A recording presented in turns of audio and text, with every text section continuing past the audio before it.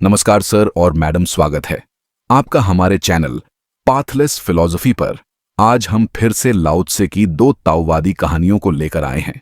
आधुनिक युग में हमारी आधुनिक सभ्यता ने हमें एक ऐसी दौड़ में धकेल दिया है जहां हर कदम पर केवल एक ही मंत्र गूंजता है, पाना और अधिक पाना। हमने अपने मन को महत्वाकांक्षाओं के अनंत अंबार से भर लिया है, मानो सुख और संतुष्टि का रास्ता केवल और केवल भौतिक उपलब्धियों, सामाजिक मान्यता और अंतहीन सफलताओं से होकर गुजरता हो। बचपन से ही हमें सिखाया जाता है कि जीवन का मकसद कुछ बड़ा करना है, कुछ असाधारण हासिल करना है। स्कूल की कक्षाओं से लेकर कार्यस्थलों तक हमें बार बार यही बताया जाता है कि मेहनत, संघर्ष और निरंतर प्रयास ही वह चाबी है जो सफलता का ताला खोलेगी। लेकिन इस सिखावन में एक कमी रह जाती है। हमें यह नहीं बताया जाता कि इस दौड़ में हमारी आत्मा, हमारा मन और हमारा सच्चा सुख कहीं पीछे छूट जाता है। हमारी संस्कृति ने हमें एक ऐसी मानसिकता दी है जहां हम यह मान बैठे हैं कि जितना अधिक हम मेहनत करेंगे, जितना अधिक हम अपनी इच्छाओं को पूरा करने के लिए दौड़ेंगे, उतना ही अधिक हम पाएंगे और खुश रहेंगे। लेकिन क्या यह सच है? क्या यह अंतहीन दौड़ हमें वास्तव में सुख देती है? हम सुबह से रात तक कोल्हू के बैल की तरह जुटे रहते हैं, धन कमाने, प्रसिद्धि हासिल करने और समाज में अपनी पहचान बनाने के लिए। हम अपने सपनों को सच करने की जल्दबाजी में इतने मशगूल हो जाते हैं कि जीवन की सहजता, उसकी सादगी और उसकी सुंदरता को ही भूल जाते हैं। इस दौड़ में हम एक ऐसी अधीरता के शिकार हो जाते हैं जो हमें अंदर ही अंदर खोखला कर देती है। हमारी महत्वाकांक्षाएं हमें दूसरों से तुलना करने के लिए मजबूर करती हैं। हम अपने पड़ोसी के बड़े घर, अपने सहकर्मी की तरक्की या सोशल मीडिया पर किसी की चमकती जिंदगी को देखकर अपने आप को छोटा महसूस करते हैं। यह तुलना हमें एक अंतहीन चक्र में धकेल देती है जहां हम हमेशा कुछ और पाने की चाह में बेचैन रहते हैं। इस बेचैनी में एक अवसाद धीरे धीरे हमारे मन में घर कर जाता है। हमारी मानसिक शांति, हमारा संतुलन और हमारा आत्मविश्वास इस दौड़ में कहीं खो जाता है। हमने प्रकृति से खुद को इतना दूर कर लिया है कि हम भूल गए हैं कि सच्चा सुख और विकास प्रकृति के सहज नियमों में छिपा है। पेड़ अपने आप बढ़ता है जब उसे सही मात्रा में पानी, धूप और समय मिलता है। नदियां अपने मार्ग को स्वयं खोज लेती हैं बिना किसी बाहरी हस्तक्षेप के। पक्षी अपने घोंसले बनाते हैं और उड़ान भरते हैं बिना किसी जल्दबाजी के। लेकिन हम इंसान, जो प्रकृति का हिस्सा हैं, उसकी इस सहजता को भूल चुके हैं। हमने अपने जीवन को एक यांत्रिक दौड़ में बदल दिया है जहां हर चीज को नियंत्रित करना, हर चीज को जल्दी हासिल करना हमारा एकमात्र लक्ष्य बन गया है। यह अधीरता और यह अंतहीन दौड़ हमें कहां ले जाती है? हम अपने सपनों को हासिल करने के लिए दिन रात मेहनत करते हैं, लेकिन जब वह लक्ष्य मिलता है तो हम पाते हैं कि हमारी खुशी अभी भी अधूरी है। हम एक नया लक्ष्य बना लेते हैं और फिर वही दौड़ शुरू हो जाती है। इस चक्र में हम भूल जाते हैं कि सुख बाहर की चीजों में नहीं, बल्कि हमारे भीतर की शांति और संतोष में है। हम भूल जाते हैं कि प्रकृति हमें धैर्य, संतुलन और सहजता का पाठ पढ़ाती है। एक पेड़ को खींचकर हम उसे जल्दी बड़ा नहीं कर सकते, उसी तरह अपने जीवन को जबरदस्ती नियंत्रित करके हम सच्चा सुख नहीं पा सकते। इसी सत्य को समझाने के लिए यह कहानी है लिन युंग की कहानी, जो एक धनी और महत्वाकांक्षी व्यक्ति की है। यह कहानी हमें वू वेई के सिद्धांत की याद दिलाती है, जो ताओवादी दर्शन का एक महत्वपूर्ण हिस्सा है। वू वेई का अर्थ है बिना प्रयास के कार्य करना। नहीं, इसका मतलब आलस्य या निष्क्रियता नहीं है, बल्कि यह है कि हम प्रकृति के प्रवाह के साथ चलें, उसका विरोध न करें। यह सिद्धांत हमें सिखाता है कि जीवन में सच्ची प्रगति और सुख तब आता है जब हम धैर्य के साथ प्रकृति और जीवन के नियमों का सम्मान करते हैं। लिन युंग की कहानी हमें एक दर्पण दिखाती है। यह हमें अपने जीवन की उस अंधी दौड़ पर सवाल उठाने के लिए प्रेरित करती है जिसमें हम फंसे हैं। यह हमें याद दिलाती है कि हमारी महत्वाकांक्षाएं हमें सुख की ओर ले जा सकती है, लेकिन केवल तभी जब हम उन्हें सहजता और धैर्य के साथ पोषित करें। यह कहानी हमें प्रकृति की ओर लौटने का न्योता देती है, उस समग्रता की ओर जो पेड़ों की हरियाली, नदियों के प्रवाह और पक्षियों की उड़ान में छिपी है।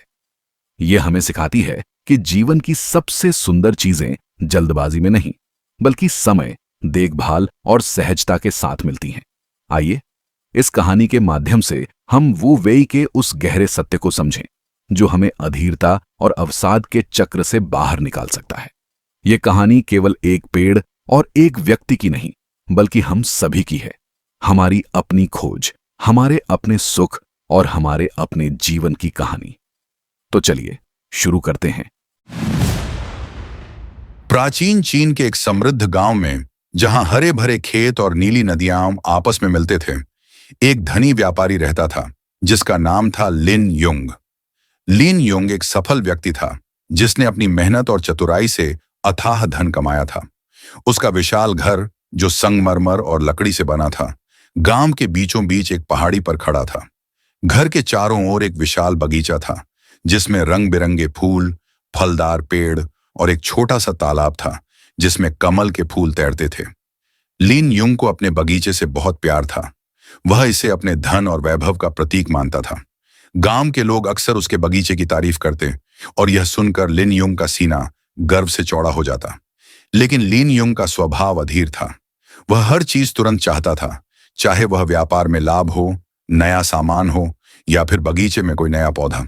उसका मानना था कि अगर वह अपनी इच्छा और मेहनत से किसी चीज को नियंत्रित कर सकता है तो वह उसे जल्दी से हासिल भी कर सकता है। एक दिन लिन युंग ने सुना कि पड़ोस के गांव में एक अनोखा पेड़ है जिसे स्वर्ग का वृक्ष कहा जाता है। इस पेड़ की खासियत थी कि यह अपनी सुंदरता और विशालता के लिए जाना जाता था। इसके पत्ते सुनहरे हरे रंग के होते थे और इसकी शाखाएं इतनी मजबूत थीं कि वे तूफानों में भी अडिग रहती थीं। लिन युंग ने तुरंत फैसला किया कि उसे अपने बगीचे में ऐसा ही एक पेड़ चाहिए। वह चाहता था कि यह पेड़ न केवल उसके बगीचे की शोभा बढ़ाए, बल्कि गांव वालों को यह भी दिखाए कि वह कितना शक्तिशाली और प्रभावशाली है।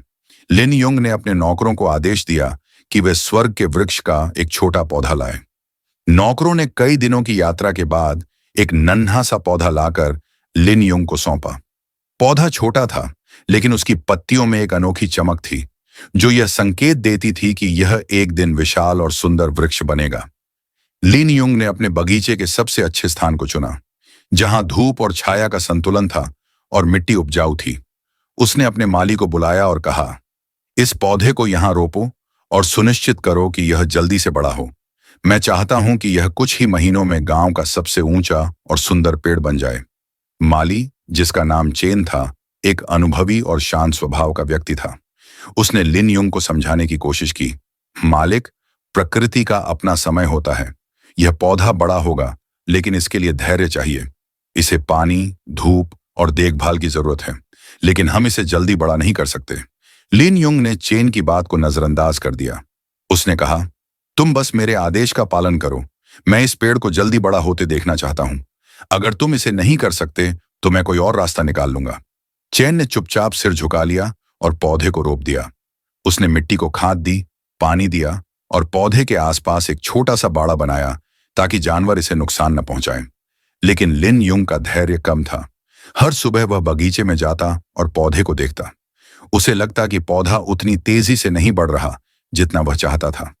एक दिन उसने अपने नौकरों को बुलाया और कहा, यह पौधा बहुत धीमा बढ़ रहा है, मुझे इसे और तेजी से बड़ा करना होगा। उसने एक अजीबोगरीब विचार निकाला। उसने सोचा कि अगर वह पौधे को हर दिन थोड़ा सा खींचे तो वह जल्दी लंबा हो जाएगा। उसने अपने नौकरों को आदेश दिया कि वे पौधे को धीरे धीरे ऊपर की ओर खींचें। नौकरों ने ऐसा ही किया, लेकिन उनके चेहरों पर चिंता साफ दिखाई दे रही थी। कुछ दिनों तक यह सिलसिला चलता रहा। लिन युंग हर सुबह बगीचे में जाता, पौधे को देखता और उसे थोड़ा और खींचने का आदेश देता। लेकिन जल्द ही पौधे की हालत खराब होने लगी। उसकी पत्तियां मुरझाने लगीं और उसकी जड़ें कमजोर होने लगी। चेन ने कई बार लिन युंग को चेतावनी दी, मालिक, यह तरीका गलत है।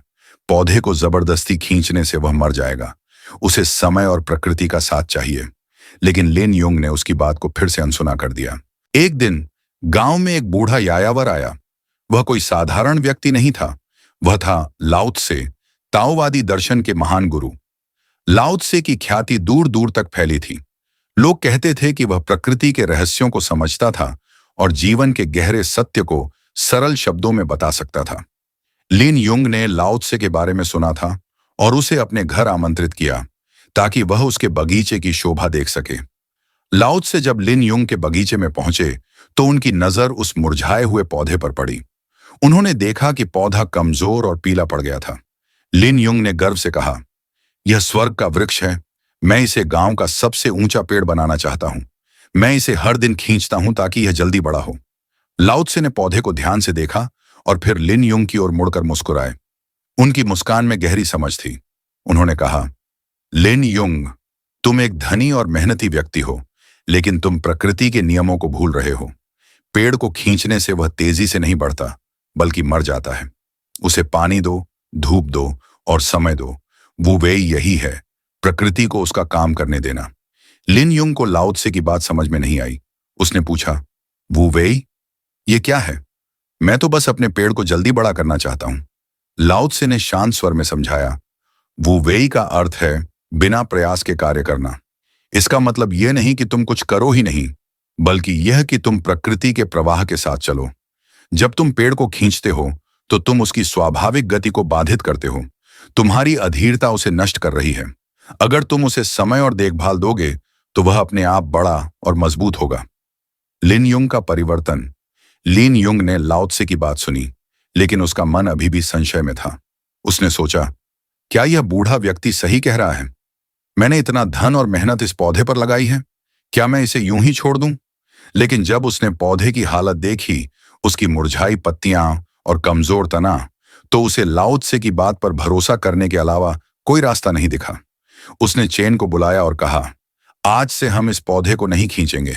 तुम इसे पानी दो, खाद दो और इसकी देखभाल करो, लेकिन इसे जबरदस्ती बड़ा करने की कोशिश मत करना।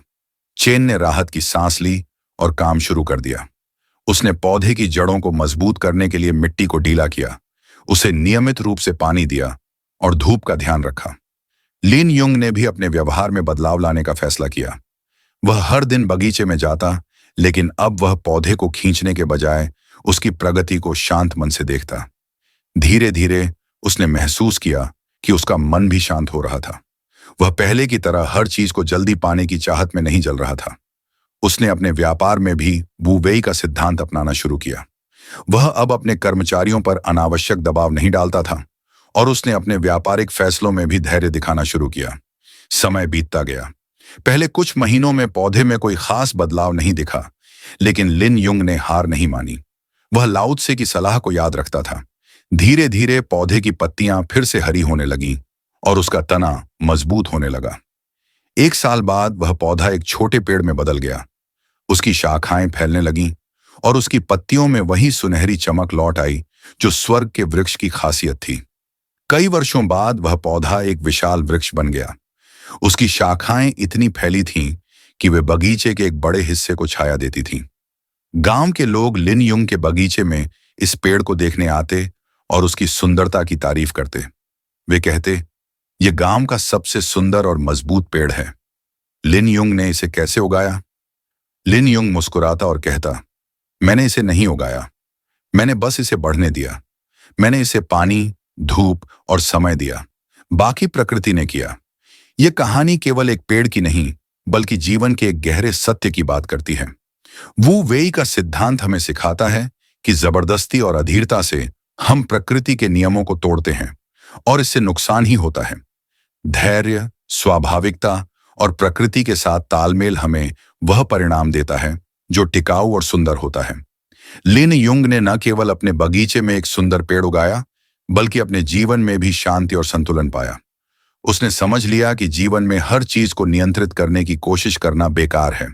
हमें प्रकृति के प्रवाह के साथ चलना चाहिए और सही समय पर सही काम करना चाहिए। लिन युंग का बगीचा आज भी गांव में एक प्रेरणा का स्रोत है। स्वर्ग का वृक्ष, जो कभी एक मुरझाया हुआ पौधा था, अब गांव के बच्चों के लिए छाया देता है, पक्षियों के लिए आश्रय है और लिन युंग के लिए एक अनमोल सबक। यह पेड़ हमें याद दिलाता है कि जीवन में सबसे सुंदर चीजें समय, धैर्य और प्रकृति के साथ सहयोग से मिलती हैं। वू वेई का यह सिद्धांत न केवल पेड़ों के लिए बल्कि हमारे रिश्तों, काम और सपनों के लिए भी लागू होता है। अब चलते हैं दूसरी कहानी पर। आज का मानव अपनी प्रगति के शिखर पर खड़ा है। उसने तकनीक के बल पर आकाश को छुआ, सितारों को नापा और धरती के हर कोने पर अपनी छाप छोड़ी।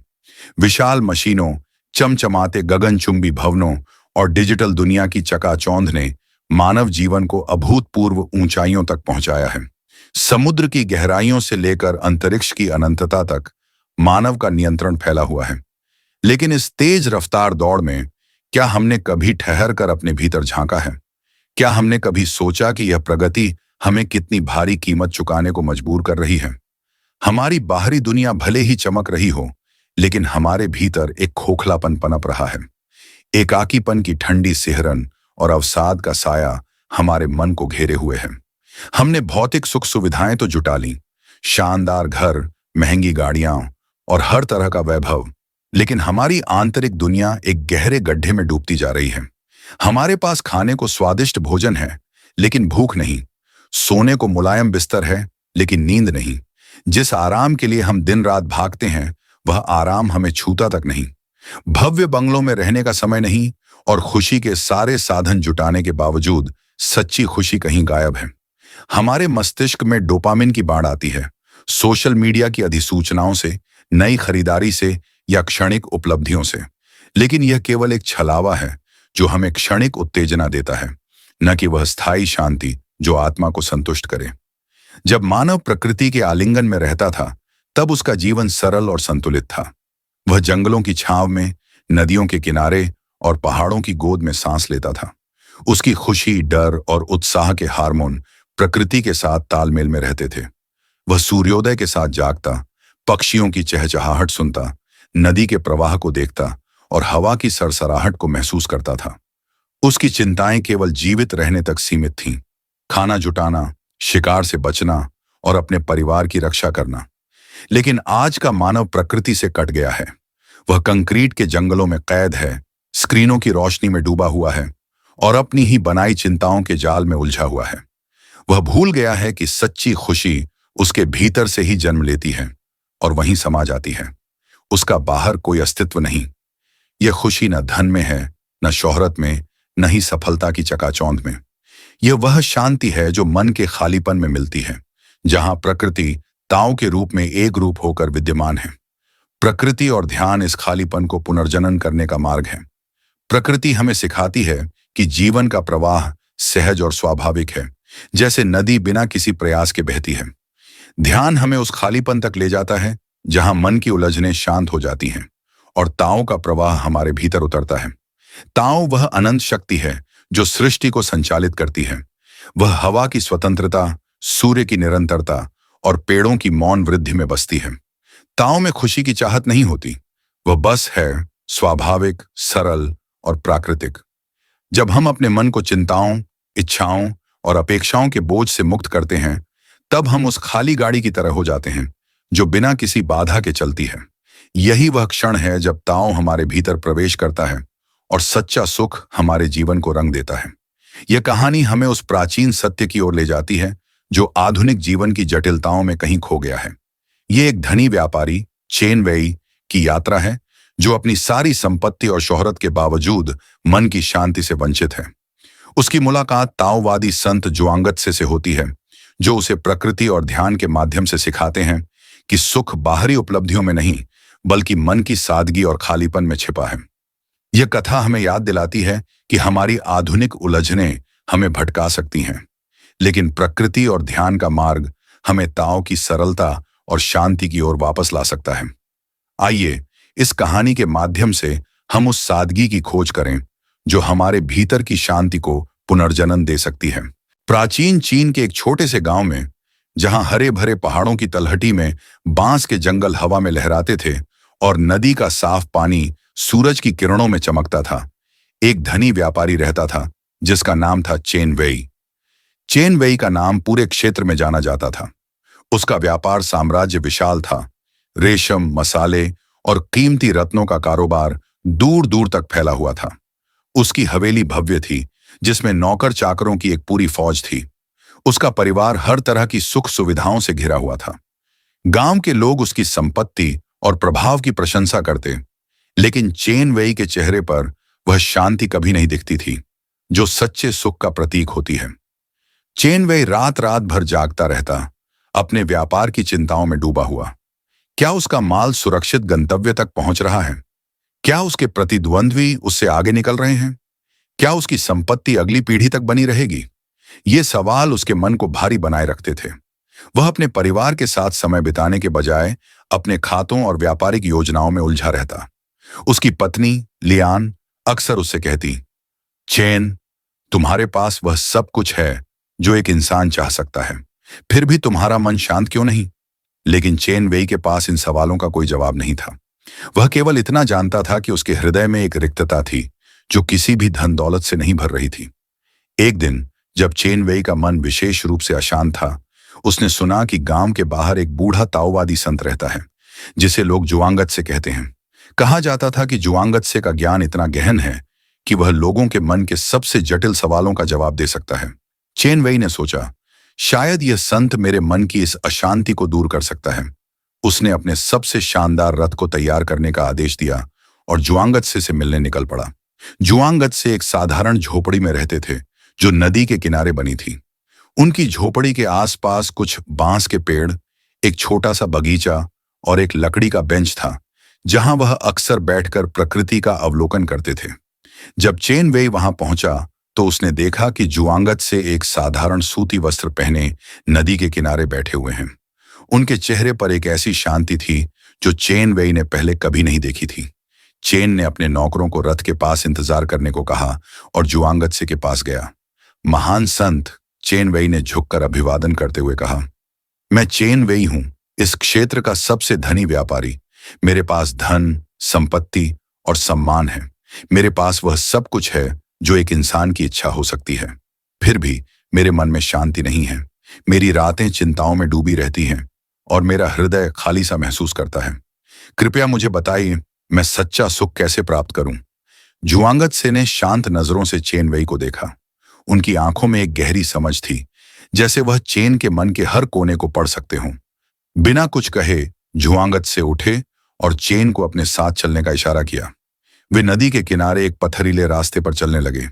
रास्ते में एक खाली गाड़ी खड़ी थी, जिसे एक बैल हल्के हल्के खींच रहा था। गाड़ी इतनी आसानी से चल रही थी कि ऐसा लग रहा था मानो वह हवा में तैर रही हो। देखो, जुआंगत से ने कहा, यह गाड़ी खाली है।